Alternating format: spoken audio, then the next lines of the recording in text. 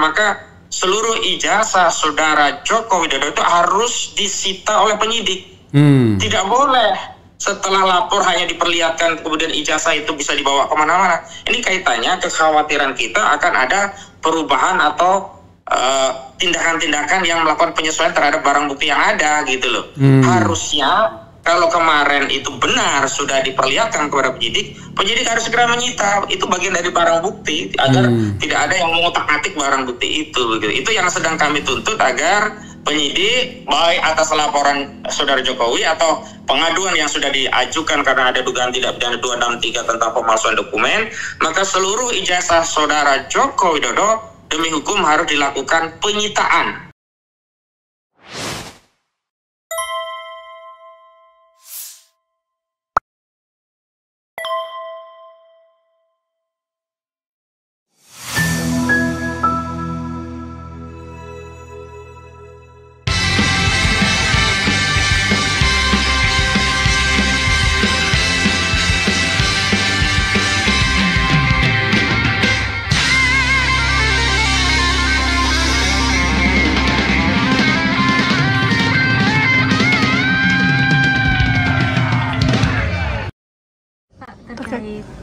Tanggapan ijazah itu kan dinilai mengkriminalisasi peneliti, Pak. Peneliti. Pelaporan Bapak dinilai.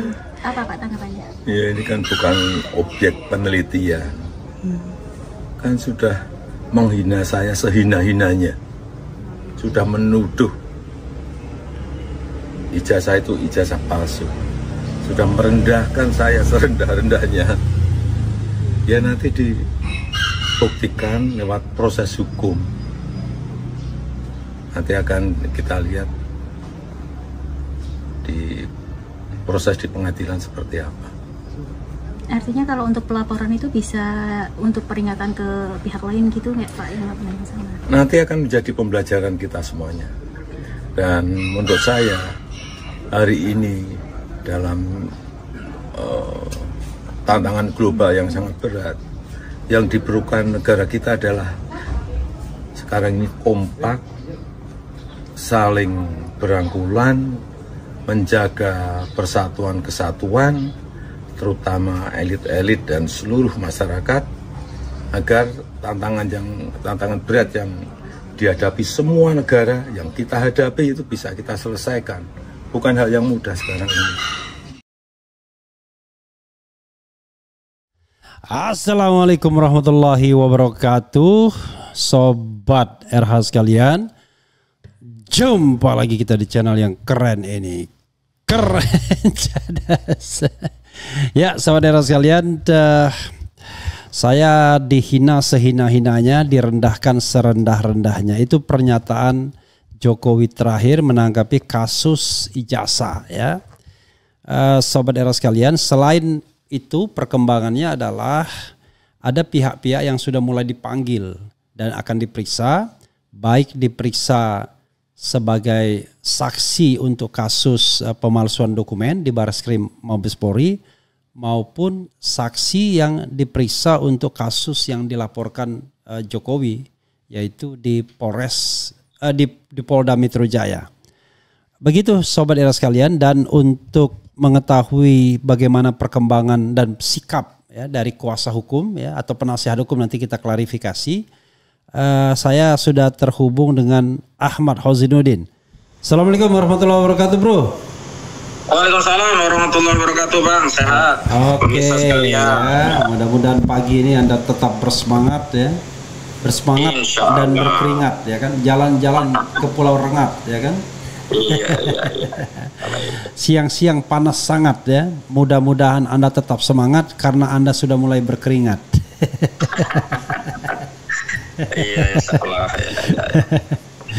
Ya, saudara sekalian, saya ingin pertanyaan pertama adalah sebelum bilang serendah-rendahnya, sehina-hinanya, saya ingin Anda melakukan klarifikasi dulu terhadap pemanggilan-pemanggilan yang sudah beredar di media sosial ya.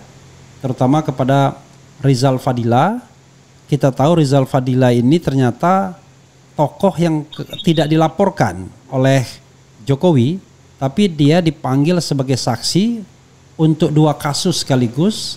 Kasus pertama hari ini itu kasus pelaporan oleh Egy Sujana dan teman-teman soal ijazah palsu atau dokumen palsu ya, penggunaan dokumen palsu. Kemudian yang kedua tanggal 8 yang saya lihat juga di media sosial beredar itu untuk diperiksa sebagai saksi dalam pelaporan Jokowi. Jadi Jokowi ini cepat sekali berprosesnya ya, sudah memanggil saksi-saksi. Dan saya juga mendengar bahwa ada media YouTube ya, media sosial yang dipanggil juga terkait dengan pelaporan Jokowi itu. Komentar Anda?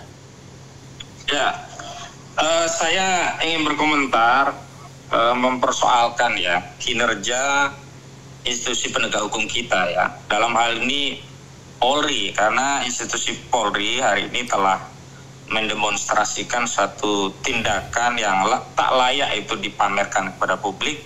Ya, ini apa yang disebut dengan tebang pilih atau pilih tebang, yang ini tidak sejalan dengan asas hukum equality before the law. Harusnya segala warga negara itu berkesamaan kedudukannya di muka hukum, sehingga setiap tindakan dalam proses hukum itu harus seimbang.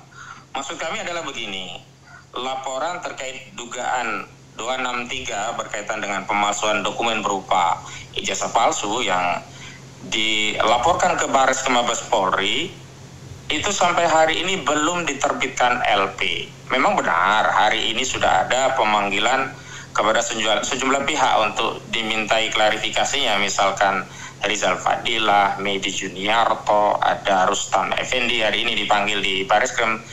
Namun pemanggilan itu bukan dalam konteks pro justisia dalam kerangka melakukan penyelidikan, tetapi hanya melakukan klarifikasi berkaitan dengan adanya laporan informasi. Artinya laporan-laporan terkait ijazah palsu Joko Widodo ini baru masuk kategori DUMAS atau pengaduan masyarakat yang tindak lanjutnya oleh Mabes Polri hanya ditindaklanjuti dengan membuat laporan informasi.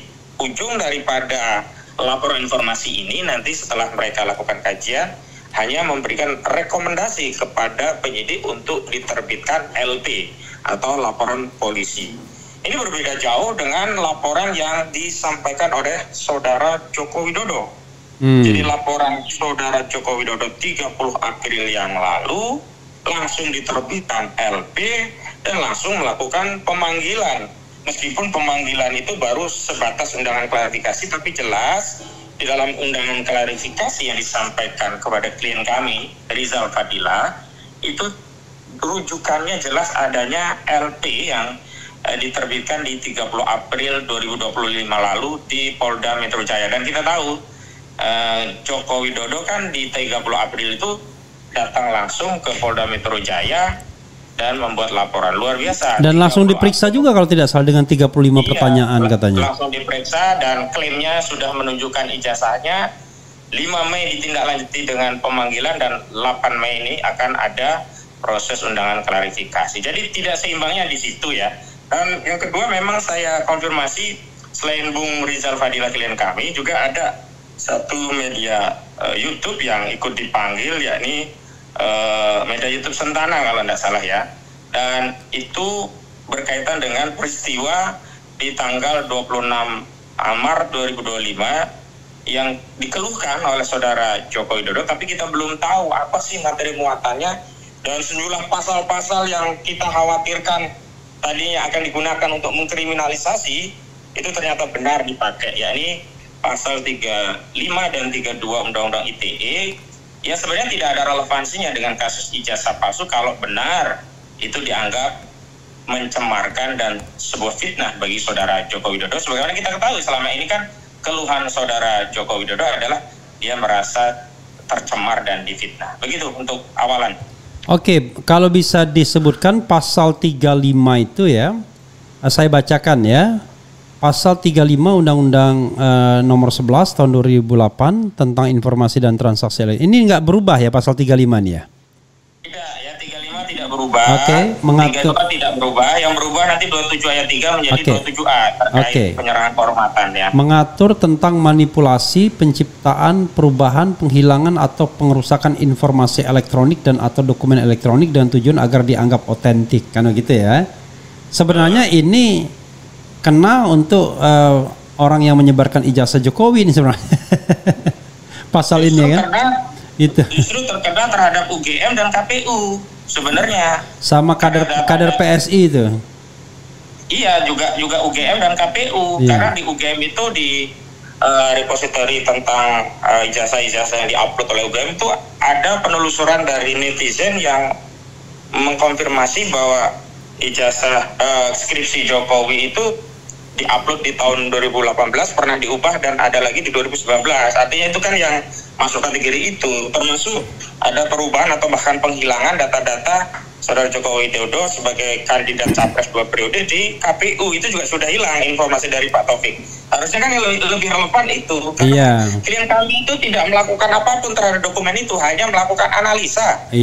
Khusus Rizal Fadila ini bahkan dia merujuk analisa ahli dari rekan-rekan yang lain, misalnya Rismo Nasiolam dan Dr. Tifa termasuk Roy Suryo, begitu. Ini ancamannya tidak tanggung-tanggung ini ya.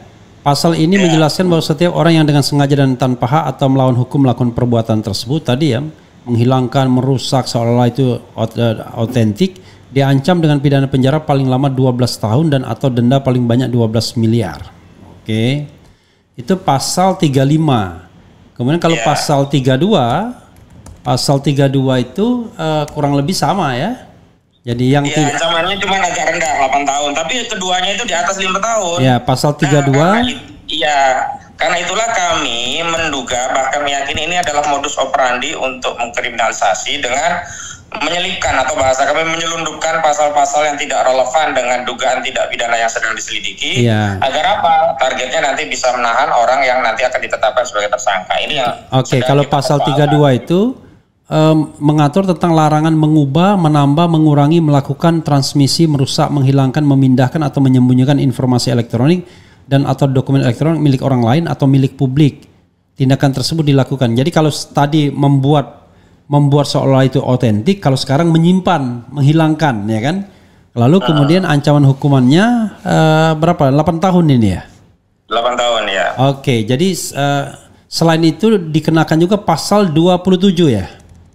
Ya, kalau 27 itu penjarahan kehormatan dengan media elektronik kalau itu. Itu masih wajar lah karena ancaman pidananya hanya 4 tahun itu. Ya, dan ini setelah adanya putusan MK ya kan?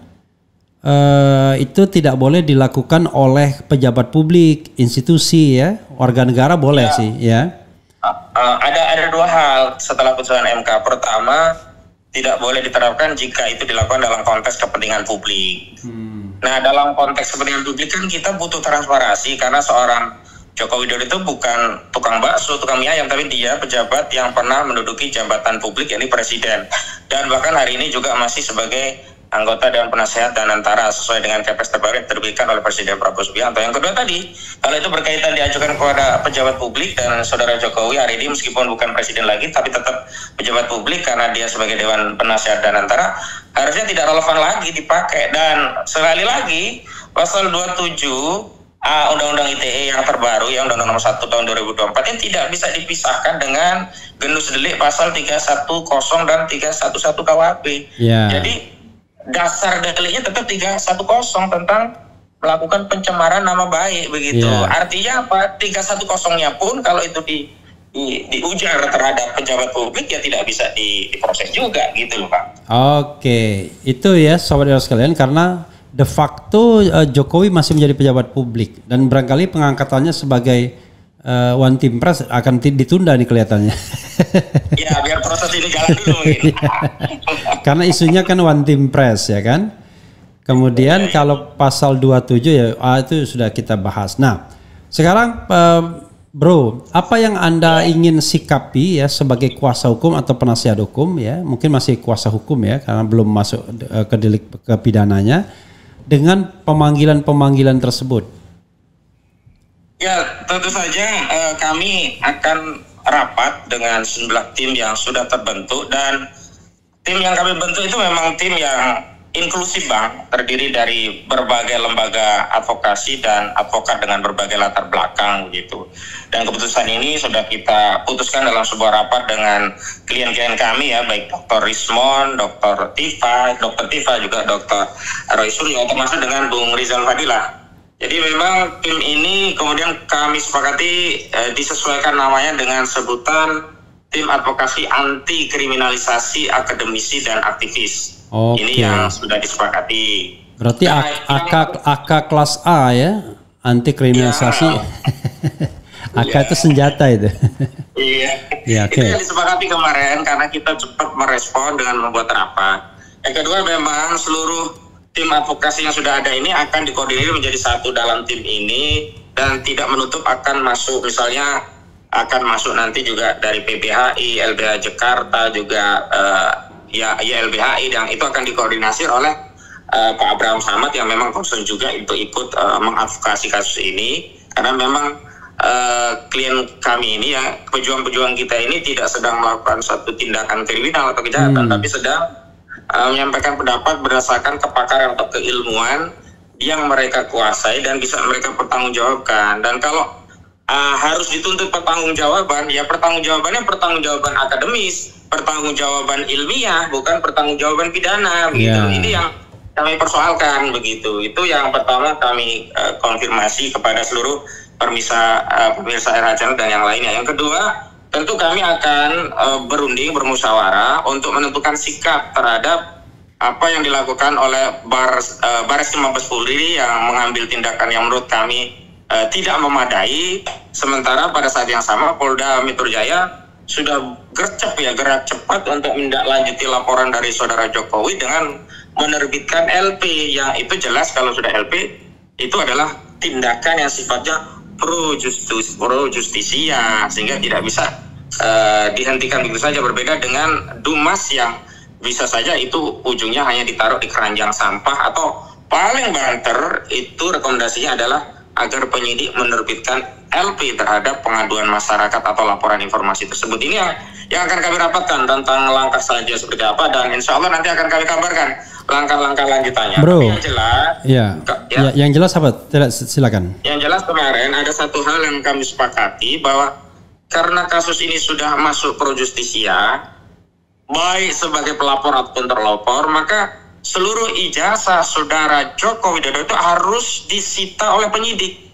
Tidak boleh setelah lapor hanya diperlihatkan kemudian ijazah itu bisa dibawa kemana-mana. Ini kaitannya kekhawatiran kita akan ada perubahan atau tindakan-tindakan yang melakukan penyesuaian terhadap barang bukti yang ada gitu loh.